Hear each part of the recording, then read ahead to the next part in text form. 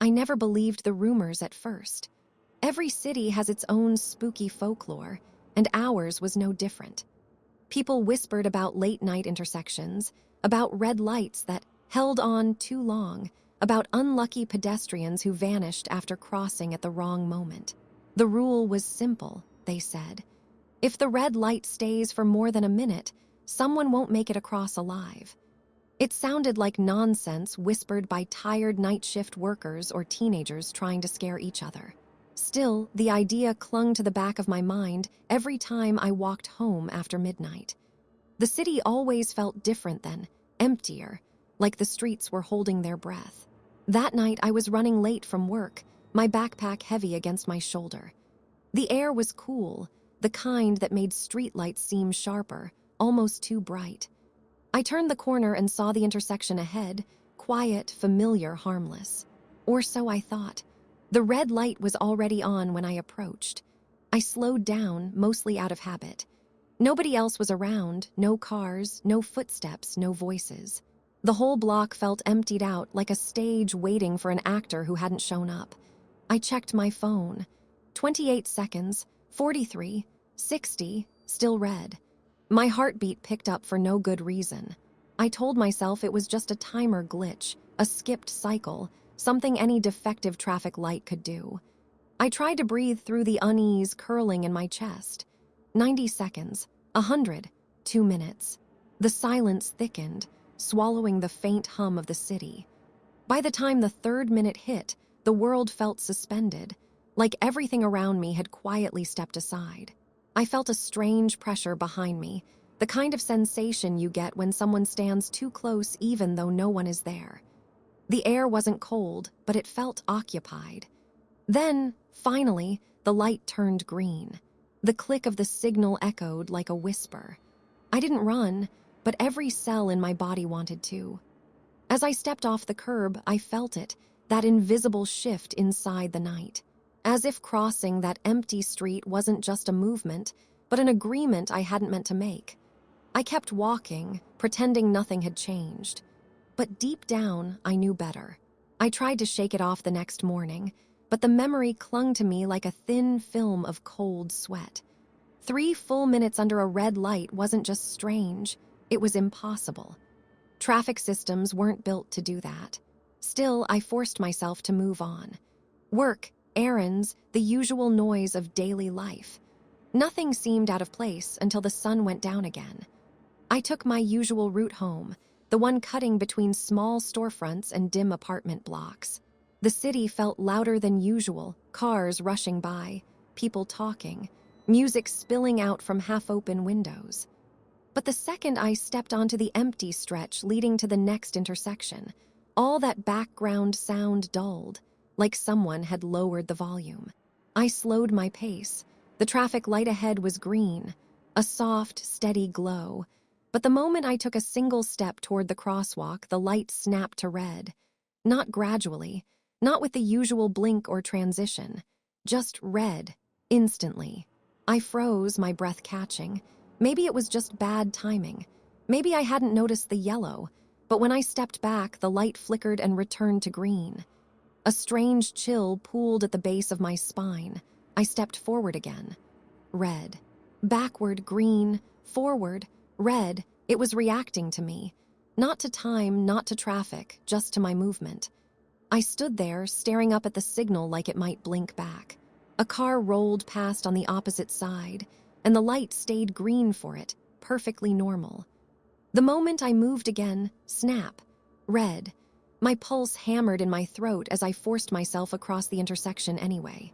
The idea of standing there under that shifting glow felt somehow worse. When I reached the other side, the light stayed red even though there were no cars coming from either direction. And as I walked on, I felt a prickle at the back of my neck, the distinct sensation of being observed. Not by people, not by cameras, something else. At the next intersection, I didn't even have to move. The light was green when I approached, humming quietly in the still air. But when I reached the crosswalk line, the signal flickered like a heartbeat and turned red before I could step onto the asphalt. My stomach dropped. I waited. 10 seconds. 20, 30. I could almost hear my own pulse in the silence. Then, as if it had made a decision, the light shifted to green. I crossed carefully, every sense on edge. My reflection in the dark storefront windows looked tense, suspicious, older somehow. I kept telling myself there had to be a rational explanation. Faulty wiring, a system glitch, anything ordinary. But deep inside, I felt it. Whatever had happened last night hadn't ended at that intersection. It had followed me into the next one, and the next. And now, wherever I went after dark, the traffic lights were no longer part of the city. They were part of me. I didn't leave my apartment the next night until I absolutely had to. A part of me hoped that whatever was happening would stop if I simply ignored it. But the moment I stepped outside, that thin, electric tension slid right back under my skin, like it had been waiting. The streets looked normal, cars splashing through puddles from an earlier rain, neon reflections trembling on the asphalt, people scattered in small groups heading home. But beneath all of that, there was a wrongness I couldn't describe. Not loud, not obvious, just present, lurking in the quiet parts between sounds. The first traffic light on my route glowed green. I didn't slow down. If I hesitated, I knew fear would start chewing holes in my resolve.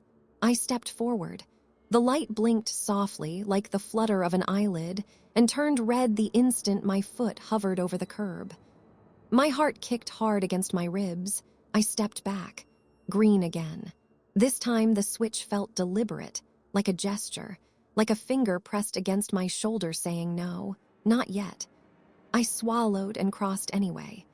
The green flickered back on only when I reached the middle of the road, lighting up the worn paint of the crosswalk under my shoes. I had the strange impression that the signal was watching me from above, tilting its glow like a head following my movement. By the time I reached the second intersection, the street around me had emptied. Storefronts darkened. Cars vanished. A hollow stillness settled over everything. The light ahead started red. It stayed red as I approached. It stayed red as I stood at the edge of the curb. It stayed red as 30 seconds crawled past. My fingers tightened around the strap of my bag. I tried to look normal, like someone just waiting to cross the street, but my chest felt tight. My legs jittered. Then, without warning, the red blinked off. And instead of turning green, the entire signal went dark. Just nothing. An unlit shadow hanging above me. I stared at it, confused.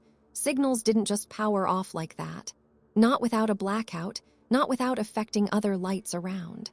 But every other intersection in sight still glowed softly in the distance. This one alone had gone dead. A faint hum rose in the silence. Not mechanical, more like the vibration of a breath passing too close to my ear. I turned sharply, but the sidewalk behind me was empty. The street was empty. The windows above were dark. Then the light above me came back on. Not green, not red, not any color I recognized. It glowed a cold, pale white, soft at first, then brightening until it cast long, thin shadows behind me. The glow felt wrong, almost organic, like moonlight filtered through something alive. My throat tightened. This wasn't malfunction. This wasn't coincidence. Something was trying to communicate.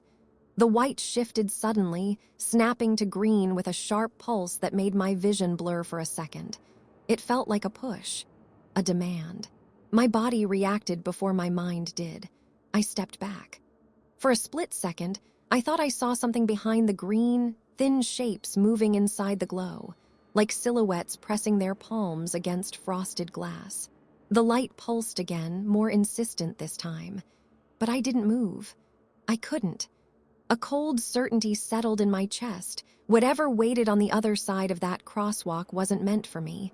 It wanted something else, or someone else.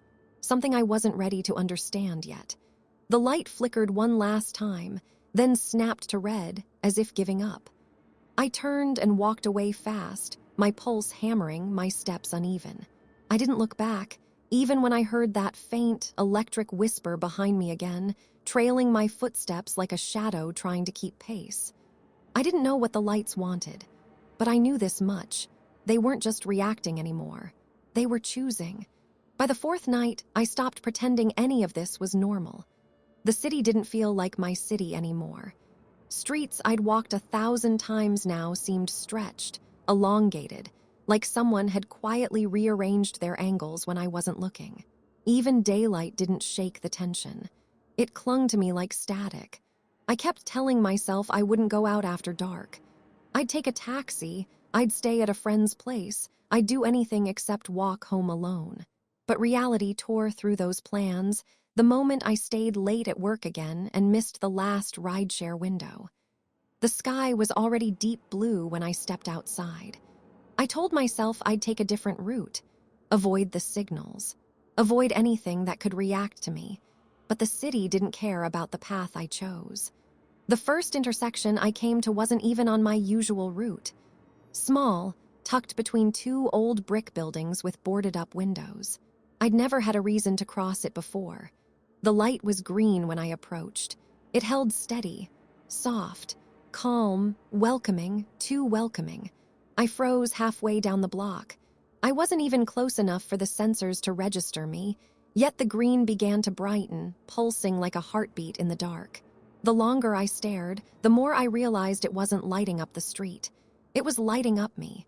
The glow stretched toward me in thin, faint lines on the pavement, like it was reaching. I stepped back. The green dimmed instantly, like disappointment. I turned around, determined to go home another way, but the next intersection I passed flickered to life the moment I came within sight. First red, then yellow, then red again, like it was calling for attention.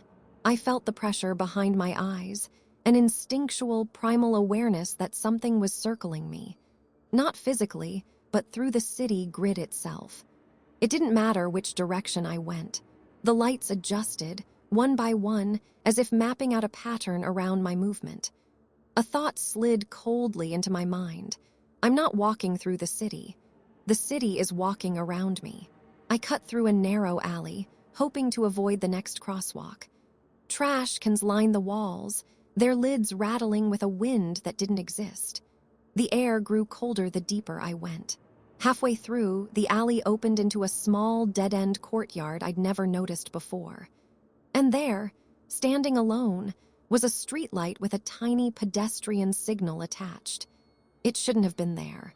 No road, no intersection, no crosswalk markings.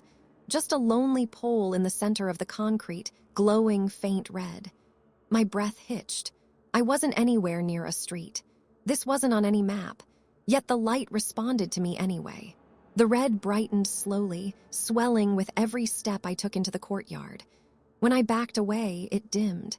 When I stepped forward, it bloomed again, washing the walls in a blood-soft hue. "Not real," I whispered under my breath. "This isn't real."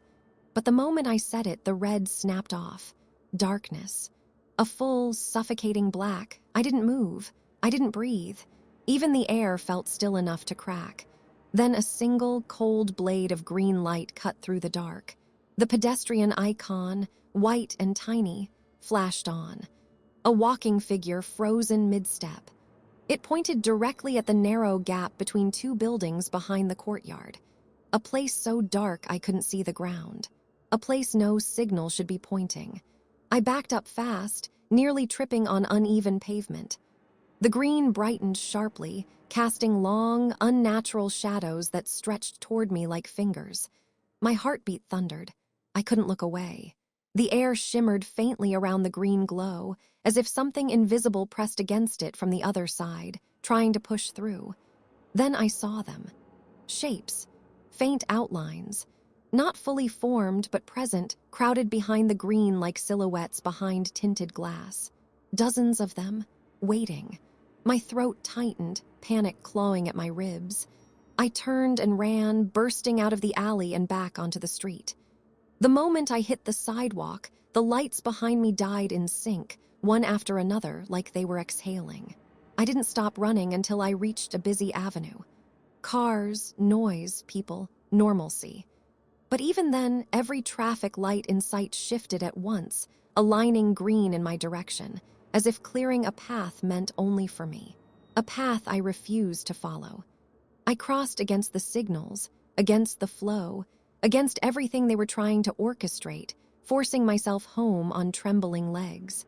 But even as I slammed my door shut, back pressed to the wood, I knew something with cold, patient purpose had locked onto me. The lights weren't guiding me randomly. They were leading me somewhere. And now they knew I understood that. I barely slept after that night. Every time I closed my eyes, I saw that courtyard again. The impossible signal glowing in a place where no intersection should exist, and those shapes pressing against the green light as if waiting for me to step closer. By morning, my nerves felt scraped raw. Even daylight couldn't soften what I'd seen. I told myself the rules had changed. Maybe I'd crossed some invisible threshold the moment I stood under that dead intersection, the one where the lights pulsed like a heartbeat. Maybe the city wasn't just reacting to me anymore. Maybe it was following me. I tried to stay home as long as possible the next evening, pacing my apartment like a trapped animal. But life didn't care about supernatural terrors. I needed groceries. I needed air. I needed to pretend I was still part of the living world. I told myself I'd take the long way around, avoid the main streets, avoid any place that even resembled a crosswalk. So when I finally stepped outside, I headed straight into the quieter residential blocks, the ones with speed bumps instead of signals. For a moment, I felt almost relieved. Almost. The glow reached me first. Not bright, just a soft, lonely shimmer reflecting off the windows ahead. I slowed down, a knot tightening in my stomach. When I turned the corner, my breath caught in my throat. There, on a tiny residential street where no traffic light had ever existed, hung a single suspended signal. Floating, unattached to any pole or wire, hanging in the air as if held by something unseen. Its red light burned steadily. "No," I whispered. "No, this isn't real." But the signal pulsed faintly at the sound of my voice, like it was acknowledging me. I backed away slowly, my hands trembling. I couldn't look away from it, this impossible glow casting eerie shadows across the pavement. Then, from the corner of my eye, I saw movement. Another light flickered to life just behind me, then another, and another. I turned in a slow, terrified circle as more traffic signals blinked on along the rooftops and alley entrances. Floating, detached, forming lines that carved invisible paths across the neighborhood. They weren't randomly scattered. They were forming a pattern, a route, and I was the destination. I felt the shift before I heard it, a soft hum building in the air, vibrating through my bones. The red ahead of me flickered once, twice, then shifted to green with a cold, decisive snap. My breath hitched. The green cast a pale glow across the pavement, stretching toward my feet like a beckoning hand. "No," I said again, louder this time, though my voice cracked. "I'm not going." The green brightened. Behind me, every floating red snapped to green in perfect synchronization, an orchestrated command.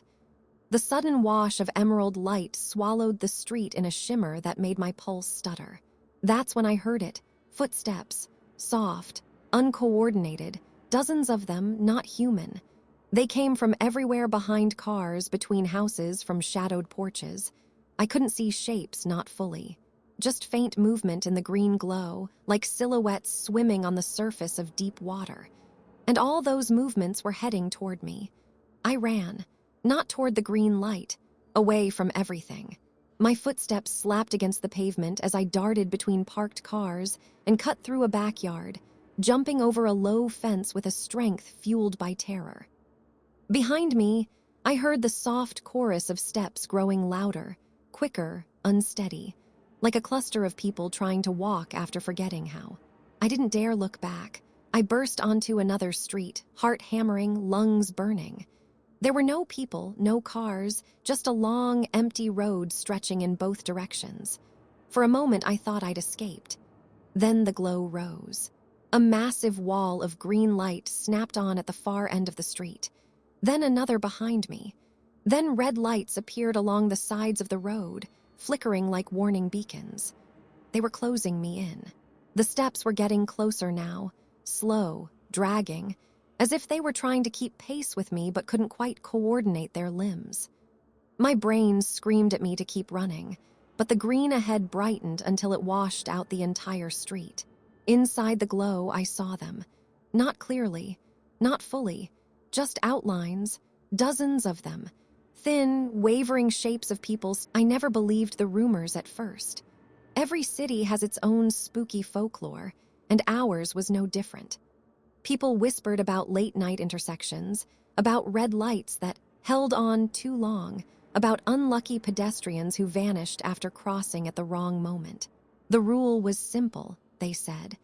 If the red light stays for more than a minute, someone won't make it across alive. What if those who didn't make it never really left? What if they were still here, stuck in that eternal moment between wanting to cross and never reaching the other side? What if they needed someone alive to finish the walk for them? My knees buckled as the silhouettes pressed closer against the glowing green, hands raised, faces blurred. I couldn't hear words, but I could feel intent, cold, desperate, suffocating. They weren't chasing me to hurt me. They were chasing me because they wanted to follow me across. They needed me. I stumbled backward, shaking, breath ragged. The green pulsed once more, slow, patient, unending, calling me, claiming me. I didn't know how much longer I could outrun the dead. By the time I reached the next intersection that night, I wasn't even sure I was walking home anymore. The city felt different, like every street and signal was holding its breath, waiting for me. The green lights no longer seemed like simple signals. They were watching, calculating, choosing. I stopped at the curb, heart hammering, and studied the empty street. The red light lingered longer than it should, and then suddenly, like a signal from somewhere unseen, it snapped to green. My instincts screamed at me to stop, but my legs moved before my brain could protest. That's when I first noticed them, shadows in the glow. Not people I could see clearly, but outlines, faint and wavering, clustered near the crosswalk. Their shapes were human enough to be recognizable, yet distorted, flickering like they existed half in this world and half somewhere else. I froze, every instinct screaming that something was wrong. A soft whisper of wind or voices brushed past me. I couldn't tell, but the feeling of being surrounded, observed, filled the air. The red lights at other intersections began to pulse, holding the city in a tense, quiet rhythm that seemed to mark each heartbeat in my chest. And then I understood. These weren't random figures. These were the ones who had never made it across. Souls trapped, lingering in the in-between. They weren't trying to harm me, they were waiting. Waiting for someone still alive, someone who had survived a long red, someone like me. And the green light wasn't guiding me to safety. It was opening a path for them, a chance to cross at last. Every step I took, the shadows flickered closer, hesitant but persistent. The more I moved, the more they became real, their shapes sharpening in the unnatural light. Faces emerged, blurred, sorrowful, desperate. Some reached out as if to touch me, as if my presence could complete the journey they had been denied for so long. I realized with a chill that the stories were true. The rumors weren't about a mechanical glitch or superstition. They were about these lost souls, tethered to the streets, eternally waiting for a red light that held too long. I wanted to run, to scream, to escape, but my legs felt rooted. The city seemed to bend around me, and every traffic signal in sight pulsed with the same intent, guiding these unseen passengers toward me. They weren't malevolent. They were patient. They were eternal, and they needed me. The realization sent a shiver down my spine. The red lights were warnings, yes, but also invitations. And somehow, without ever wanting it, I had become part of their story. Every night, every intersection, every lingering red, they were waiting for someone to trigger the crossing. I had triggered it. And now, the city wasn't just a maze of asphalt and signals.